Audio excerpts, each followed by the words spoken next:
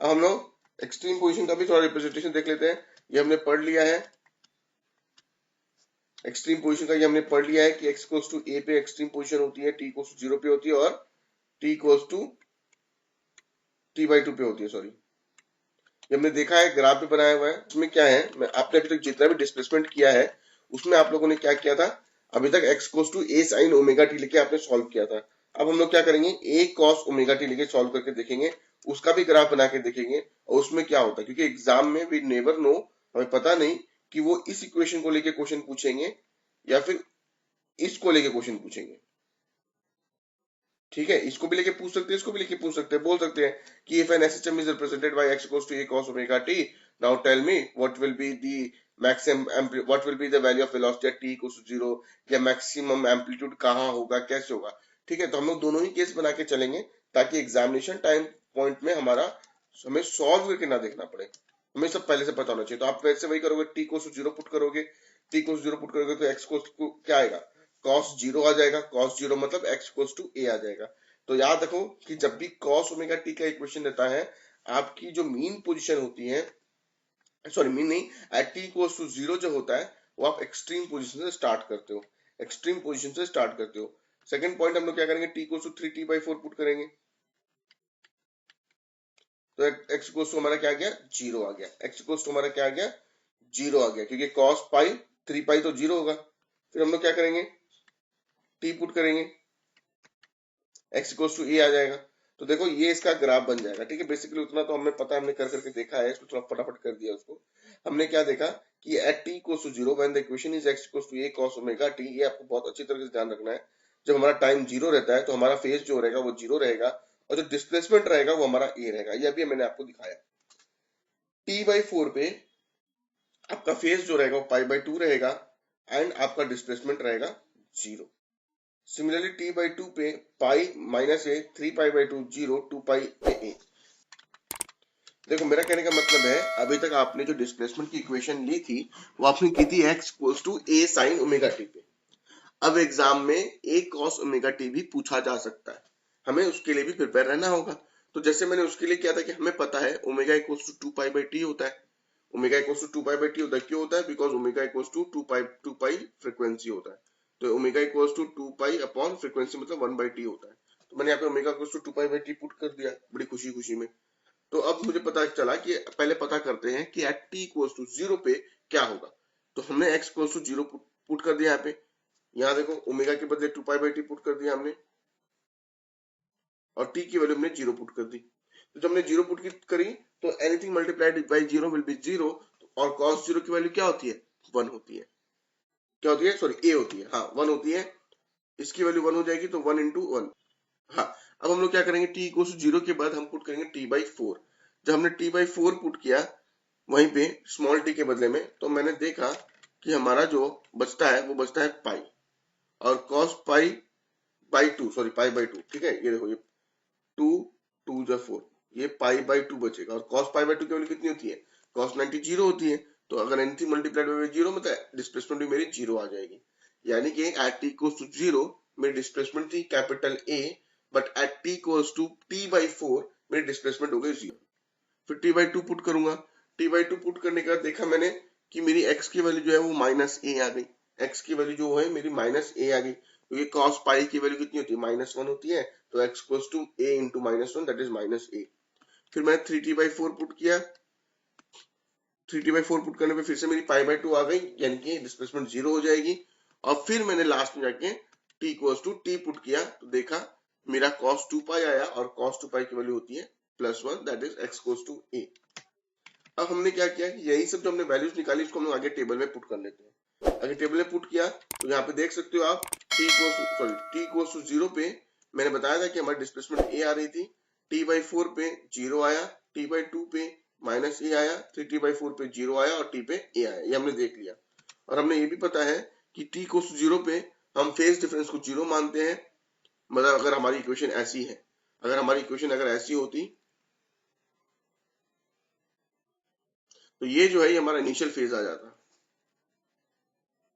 तो हमने यहाँ पे इनिशियल फेज को कंसिडर नहीं किया है, हमने बोला हमारा इनिशियल फेज 0 है तो हमारी इक्वेशन आ गई, यानी कि एट t इक्वल्स टू 0 पे हमारा जो फेज डिफरेंस रहेगा वो 0 रहेगा। अगर आपको मैं सर्कुलर पे बना के दिखाऊं तो एट t इक्वल्स टू 0 पे आप यहां से स्टार्ट कर रहे हो, यहां से, यानी कि the angle between the horizontal displacement और उसका बीच का एंगल जो है वो 0 है। ठीक है, तो हमने देख लिया कि ये 0 हो गया, फिर t/4 पे ये π/2 हो जाएगा। क्यों? क्योंकि ग्राफ में आपने देखा था यहाँ 0 था, फिर यहाँ π/2 था, फिर यहाँ पाई था, फिर यहाँ 3π/2 था और यहाँ पे 2 पाई था। तो 0 π/2 पाई 3π/2 एंड 2 पाई। अब उसके बाद ये अपने आप को रिपीट करेगा। तो चलो आगे देखते हैं हम लोग। अगर हमारा ये वाला ग्राफ भी क्लियर है, फिर हम वेलोसिटी का निकाल लेते हैं, क्योंकि उस वाले केस में x equals to a cos omega t था ना, तो यहाँ पे हमारा जो वेलोसिटी को डिफरेंशिएट करने का क्या आएगा, a का a रह जाएगा, cos ओमेगा t का ओमेगा sin ओमेगा t आ जाएगा और आगे में एक माइनस आ जाएगा, यानी कि वेलोसिटी ओमेगा इक्वेशन जो हमारी चेंज हो जाएगी। पहले वाले केस में हमारी जो वेलोसिटी थी, इससे पहले वाले में जब एक इसको आपने साइन लिया था, जब आपने x को a sin ओमेगा t लिया था, उस टाइम पे आपकी जो वेलोसिटी की इक्वेशन थी वो थी minus a omega cos omega t, plus थी यहाँ पे। ठीक है, plus a omega cos omega t। तो चेंजेस आ गए, तो इसका भी हम लोग फेज डिफरेंस वगैरह निकाल के देख लेते हैं। तो ओमेगा इक्वल्स टू 2π/t, जब t इक्वल्स टू 0 पुट करेंगे तो हमारा साइन 0 हो जाएगा, और साइन 0 तो 0, यानी कि velocity is 0 at t equals to 0, velocity is 0 at t equals to 0। अब अगर आपको याद हो तो अगर मैं यहाँ पे फिर से बनाऊं, तो मैंने आपको बताया कि हमारा अगर पेंडुलम है तो एट t इक्वल्स टू 0 पे हमारा जो पेंडुलम है वो यहाँ रहेगा। अभी ग्राफ बनाया वहां पे आपने नोटिस किया होगा कि हमारे जो x के डिस्प्लेसमेंट है, x की जो displacement at t equals to 0 क्या थी, यहाँ पे थी, x इक्वल्स टू a पे थी। तो t की वैल्यू क्या थी, x इक्वल्स टू a पे थी, मतलब मैक्सिमम पोजीशन पे, और यहाँ पे हमारी x इक्वल्स टू a पे थी, और हमारा जो वेलोसिटी यहाँ पे वो क्या है, 0 आया। और ये हर एक केस को सेटिस्फाई कर रहा है। हमारी इक्वेशन से भी हमें ये पता चला था पहले की इक्वेशंस में कि जब हमारा यहाँ पे मैक्सिमम पे आता है तो वेलोसिटी वहां पे हमारी क्या होती है, मिनिमम होती है, यानी कि 0 होती है। ठीक है, तो उसी को हम लोग यूज कर रहे हैं यहाँ पे। आगे देखते हैं हम लोग क्या करेंगे, दूसरा पुट करते हैं, 1t इक्वल्स टू t/4 है, पुट किया, सब कट गया। कटने के बाद हमारा आया a sin omega pi, a omega sin π/2, और sin π/2 मतलब 1 होता है, और sin π/2 होते बड़ा खुश हो जाता है क्योंकि 1 वैल्यू आ जाती है, तो v equals to minus a omega आ गई। t/4 पे ये हमारा मीन पोजीशन पे वापस आ जाएगा। 1t इक्वल्स टू t/2, सब कट जाएगा, बचेगा पाई, और पाई का मतलब 0, कुछ नहीं बचेगा। सिमिलरली लास्ट हम लोग t पुट 3t/4 पुट करेंगे, काटा पीटी किया, काटा पीटी करने का 3/2 पाई आया, 3/2 पाई आया, मतलब साइन बड़ा खुश हो गया क्योंकि यहाँ पे -1 होता है, और हमारी वेलोसिटी आ गई a ओमेगा। तो ये कौन सा पॉइंट है, याद करो, ये कौन सा पॉइंट है, ये हमारा पॉइंट है 0, t/4, t/2, 3t/4 and t। तो ये वाला पोजीशन है, मतलब अगर आपका पेंडुलम यहां से पहले पहले आपने इसको यहां से छोड़ा, यहां से छोड़ा ये वाले पॉइंट से, तो अब आपका जो पेंडुलम है वो यहां पहुंच गया है, यहाँ। ठीक है, देख लेते हैं आगे। ये वाला हो गया हमारा। उसके बाद हमने पुट किया t इक्वल्स टू t, तो हमारी वेलोसिटी आ गई 0, वेलोसिटी आ गई 0। आई होप यहां तक क्लियर है। अब इसका भी टेबल बना लेते हैं हम लोग, देख लो, इसकी भी टेबल हमने बना ली। हमें पता है कि मैक्सिमम पॉइंट पे, मैक्सिमम हाइट पे हमारी वेलोसिटी 0 होती है, इनकी 0 पे आपने यहां से इसको रिलीज किया t इक्वल्स टू 0, तो इसकी मैक्सिमम वेलोसिटी कितनी है, 0 है, डिस्प्लेसमेंट कितनी है, a है। फिर जब वो रिटर्न आ रहा है यहाँ पे, यानी कि t इक्वल्स टू t/4 पे, तो you got the velocity of minus a omega, देखो आ गया। फिर ये t/2 पे यहाँ पहुंच जाएगा, तो उसकी वेलोसिटी कितनी हो जाएगी दोस्तों, 0 हो जाएगी। फिर ये 3t/4 मतलब वापस अपनी पुरानी जगह पे आ जाएगा, तो इसकी वेलोसिटी कितनी हो जाएगी, a ओमेगा, और t पे कहां चला जाएगा, वापस से अपनी इनिशियल पोजीशन पे चला जाएगा, यानी कि t इक्वल्स टू t पे। तो आपने देख लिया कि इस वाले केस में 2 बार यहाँ पे आ रहा है, तो आपको 2 बार मैक्सिमम वेलोसिटी मिलती है, एक बार नेगेटिव और एक बार पॉजिटिव। ठीक है, अगर यहाँ तक क्लियर है हम लोगों का। अब हम लोग उसी तरह से एक्सेलरेशन का भी निकाल लेते हैं। एक्सेलरेशन की इक्वेशन में पता है minus a omega square cos omega t हो जाएगी। किसको नहीं पता है वो क्या करेगा, x equals to a cos omega t लिखेगा, फिर इसको डिफरेंशिएट करेगा तो वेलोसिटी आएगी a omega sine omega t.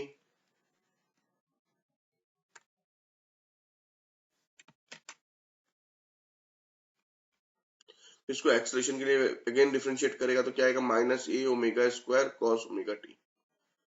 तो ये वाली इक्वेशन आ गई।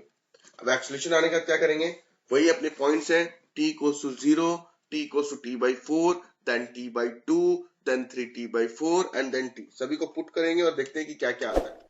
तो हमने पहले 0 पुट किया तो cos 0 1 होता है, यानी कि एक्सेलरेशन हमारा, ठीक है, यहाँ पे माइनस ए ओमेगा स्क्वायर रहेगा। ठीक है, नेक्स्ट देख लेते हैं। अब हमने क्या किया कि अब t equals to t/4 put करेंगे, t/4 पुट करेंगे सब कटेगा, π/2 आएगा और cos π/2 90 डिग्री होता है, यानी कि 0 होता है। यहाँ पे हमारा एक्सेलरेशन 0 आ जाएगा। क्यों? क्योंकि cos 90 0 होता है, anything multiplied by 0 will be 0, that is minus a omega square into 0 will be 0। ठीक है, यहाँ पे आप 0 पुट कर दो इसके बदले तो आपका आंसर आ जाएगा 0। तो हमने देखा कि t इक्वल्स टू 0 पे जो हमारी एक्सेलरेशन थी वो माइनस ए ओमेगा स्क्वायर थी एंड t/4 पे 0 आई। कोई बात नहीं, आगे देख लेते हैं। t/2 पुट किया हमने, कट किया, सब कुछ करने का हमारा पाई आया। तो cos पाई की वैल्यू होती है -1 और जैसे ही -1 होगी you will get a equals to A omega square. ठीक है, I hope this is clear. आगे बढ़ते हैं हम लोग। When t equals to 3t/4 put करते हो सब कटेगा, π/2 0। ठीक है, ये टेबल हमें फिर से अब t पुट कर देंगे, आपका आ जाएगा 2 पाई, 2 पाई पे हमारा माइनस ए ओमेगा स्क्वायर आ जाएगा। ठीक है, आई थिंक यहां तक सभी को क्लियर है। तो हमारी ये एक्सेलरेशन की भी इक्वेशन बन जाएगी। देख लो इस पूरे टेबल को अच्छे से निहार लो। देखो आपको क्या करना है, एक्सेलरेशन के बदले मैं यहाँ पे लिख सकता हूँ a equals to minus a omega square cos omega, यानी कि 2 pi by t into t लिख सकता हूँ। ठीक है, मैं पहले क्या करूंगा, टी को 0 पुट करूंगा तो यहाँ पे क्या आएगा, minus a omega square cos 2 pi by t into 0। Anything multiplied by 0 will be 0, anything multiplied by 0 will be 0। तो अल्टीमेटली ये क्या आ जाएगा, cos 0, और cos 0 की वैल्यू कितनी होती है, cos 0 की वैल्यू होती है 1, यानी कि हमारा एक्सप्रेशन आ जाएगा माइनस ए ओमेगा स्क्वायर। तो देखो 0 पे आपको क्या आया, minus a omega square. Second step हम क्या करेंगे, ये t/4 पुट कर देंगे। यहाँ पे ये 0 की जगह मैं क्या करूंगा, t/4 पुट कर दूंगा। तो ये t कट जाएगा और यहाँ पे 2 आ जाएगा, यहाँ पे 2 आ जाएगा। यहाँ पे 2 आने का मतलब क्या हुआ, π/2। cos π/2 कितना होता है, 0। अब इसका पूरे का वैल्यू, इसका पूरे का वैल्यू 0 आ गया, तो anything multiplied by 0 will be 0। तो हमारा जो a यहाँ पे आएगा वो 0 आ जाएगा। तो मैंने t/4 पे यहाँ 0 मेंशन कर दिया। ठीक है, t/4 मैंने क्या किया, यहाँ पे 0 मेंशन कर दिया। ठीक है, तो यहाँ पे 0 आ गया। उसके बाद मैंने क्या किया, यहाँ पे t/2 पुट किया। थर्ड स्टेप मैंने क्या किया, t/2 पुट किया। तो ये गया, 2 गया। cos पाई की वैल्यू कितनी होती है, cos पाई की वैल्यू की -1। तो -1 into minus a omega square will be A omega square. तो देखो ए ओमेगा स्क्वायर आ गया। अब हम क्या करेंगे, 3t/4 पुट करेंगे। क्या करेंगे, 3t/4 पुट करके देखते हैं। तो यहाँ पे आप 3t/4 पुट कीजिए।